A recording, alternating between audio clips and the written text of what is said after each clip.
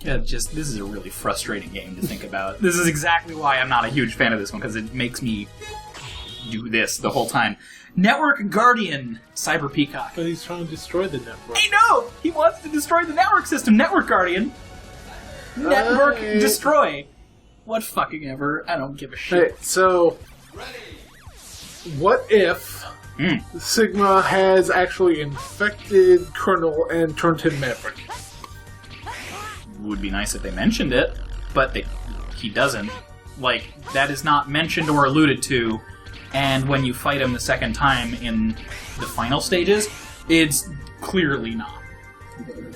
No. I know, it'd be really nice. It would explain a lot.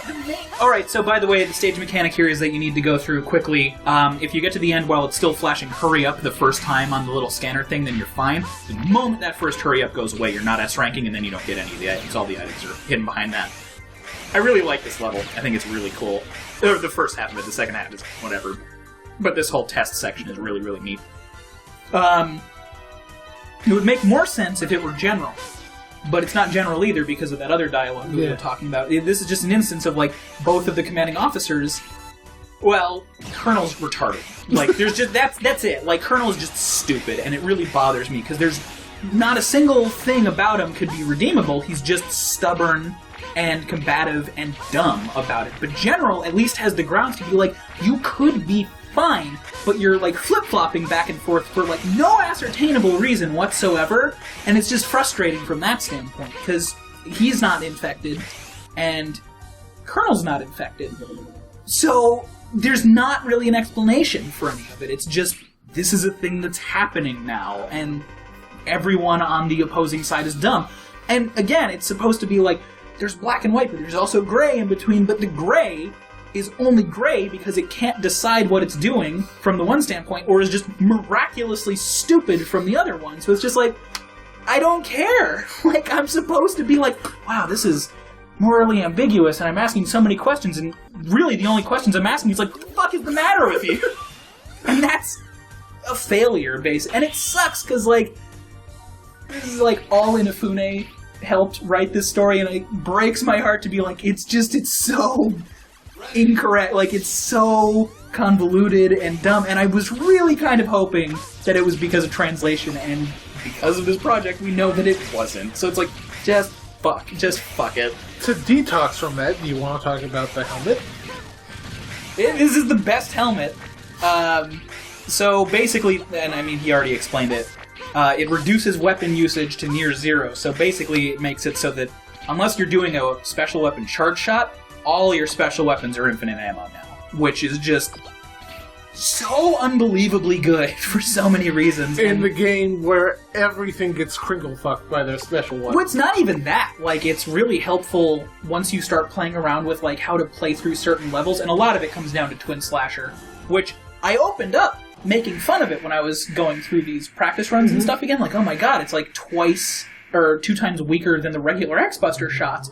But then, like, once you get the helmet and you can just spam the shit out of it, it just wipes stages out in certain spots. Like, there are certain enemies that it doesn't damage, but... Right.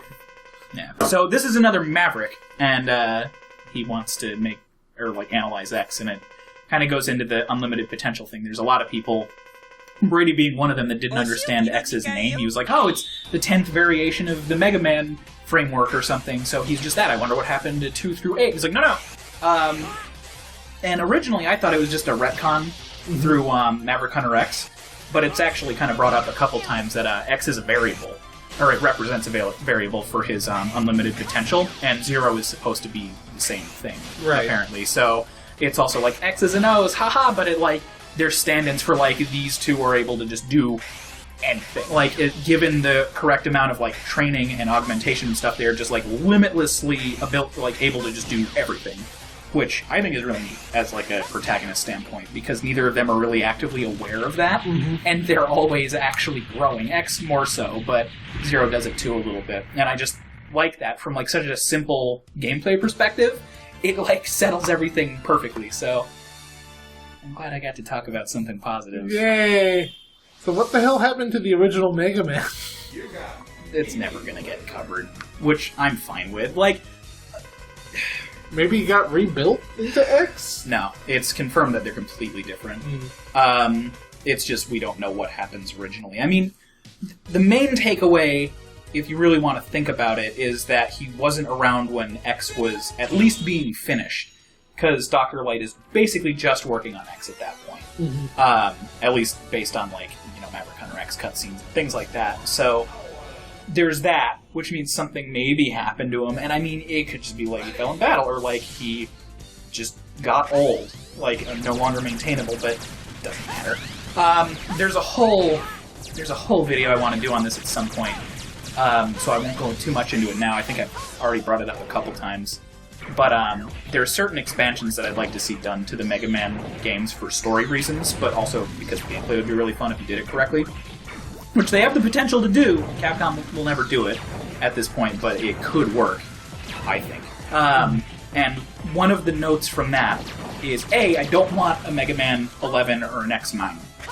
Though that would be the worst thing you could do. But I don't care about what happens between Classic and X, because Classic is a series that didn't really take its story too seriously to begin with. I'm going to break off for a second. Pro tip, get out of the right armor here, dash over, get the heart tank so you're not, like, waiting for fucking ever to get stuff. I always forget. I've recently started doing it that way. And then you get to jump back in and be OP for the rest of it, unless you want to speedrun, which is fine too. Classic wasn't really serious, not in a bad way, but, like, it didn't have a whole bunch of focus on story for running plot. Like, it was designed to be a procedural, basically, which is fine. Like, it works for that gameplay, because it's really simple, simplistic graphics, all that. And it's just capable of, like, going on indefinitely.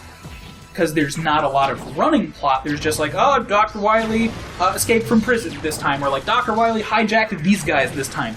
And that's basically it. But this one actually has running storyline and stuff. So the transition between what is essentially a limitless series to something that has a defined starting and ending point. I want more expansion for X and everything after it. So that includes, Zero, ZX a little bit, Legends obviously, even though that's not directly related, and like bridges between those. But Classic can stay unfinished forever. Doesn't matter. Like, that one could also just really keep getting shameless 12s and 13s and shit if they really wanted, as long as that's not all they're doing. Right. But that whole thing. Let me transition to a new stage. This keeps happening. Aerial Chief of Staff. I don't know, I think that's what I mean. It's an actual military-ish position. So, this is going to be a little exhausting. This is a system I wish they did more. Kinda comes up in 8. Sort of almost is how the double armor systems work from X5 and 6, but it's not the same as this. Like, this is really neat. I jumped over one capsule, and then there's this one. This one gives you the charge shot that every game after this uses. PS1 era. It's the plasma shot, which is like a really big charge shot that leaves behind a plasma sphere that does continuous damage on any enemy or certain objects that it hits, which is really cool. The other one, which he's going to slog through now, is one that basically you hold down to charge, like normal, and then it'll stockpile up to 4 charge shots. And when you let go, it won't... I think it might shoot the first one, but it won't shoot all of them. So you can fire them at your own pace. So it's effectively 4 times as powerful, which I think is better than the potential on the plasma shot. The problem with it is that it takes as long as charging 4 shots would. Like, it's not sped up at all. So, like, there's not a reason to use it. Just because it takes such a long time to stockpile the 4, and you're so likely to accidentally rapid fire them and hit, like, Grayson vulnerability and shit, that it's just like, just use the plasma shot. Like, the rate that you charge it up for the damage payoff and, like, how it pierces stuff is just better. Like, and it sucks, because, like, it's such a cool idea to have interchangeable, because you can go back to this level and switch it anytime you want now. It's not just that initial one that is just not a good option. And then also Twin Slasher fucks this boss fight up. Yeah, this wall is aligned with the Rippler Force. It's true. Also, they launched a space fortress and are now trying to conquer the air. So A, they're conquering something which is retarded, and B, space and air aren't necessarily going to be the same equipment. Also, you can aim the aiming laser in these cutscenes, and it's fucking great, and it makes me so happy that you can do it. So, where's the space fortress? Yeah, right? It might be what you're on board, but it doesn't look that way, really. Because that's the thing, is like, nothing looks like anything to me in the PlayStation 1 games. Like, in X1, or in the Super Nintendo ones, they're just tile sets, so you kind of like have enough room to imagine stuff. Right. And in the PlayStation games, or PlayStation 2, even in X7, it's 3D enough to like, oh, you're running around like a giant oil refiner. You're doing this in the woods or something. But in this one, it's like, if it's an instance like this, like if it's a forest, then whatever. But if it's like a stage like Air Force, it's like, what is any of this? Like, what am I on? Because like, there's the fake perspective and all the weird details to it, and then like background elements, and it's just, I don't know what this is or where it exists in space. Like, well, it's in the air right now. Like physical space, not Earth versus space. But yeah, it's just, I don't know, it's messy, and I'm not a fan. But yeah, so Double Cyclone is... It's a thing. Yeah, lost all my steam there. But it'll come back when I get angry again in the next episode, so don't you worry. So the one that I got is the plasma shot one. It's the giant one that they use in like every fucking X game after this, because it's great and everybody used it. I really wish that they introduced like that 2 capsule option thing before, because it's a good idea, wasted on that, and that's the only time it ever happens, ever, for any reason. The other one lets you charge until you stockpile 4 regular charge shots that you can then rapid fire, which is cool in theory. It's just, it takes the amount of time that it would take to charge 4 shots. Wasn't that also like X3? Kind of. That was the Giga attack in X3. So it was like you fill up the bar and then you just have unlimited ones. This one is literally you charge them.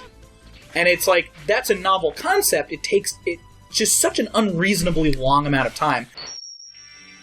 So let's talk for a second about the stock charge shot.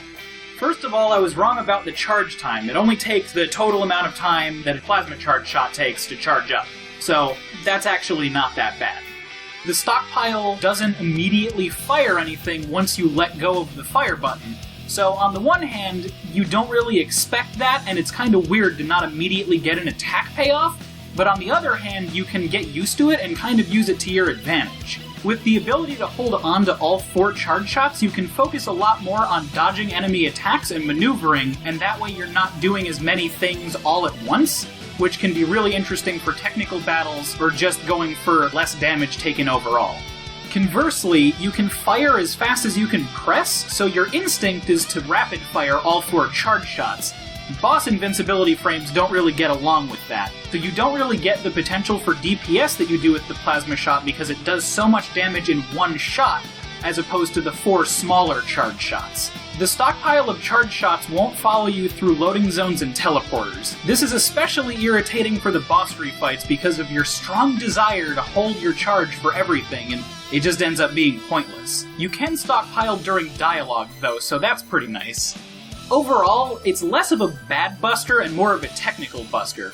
It makes for really interesting buster duels if you're not using weakness weapons against bosses, but it's just not as good as plowing through everything like the plasma charge shot is. So really it's just there to accent playstyle more than anything.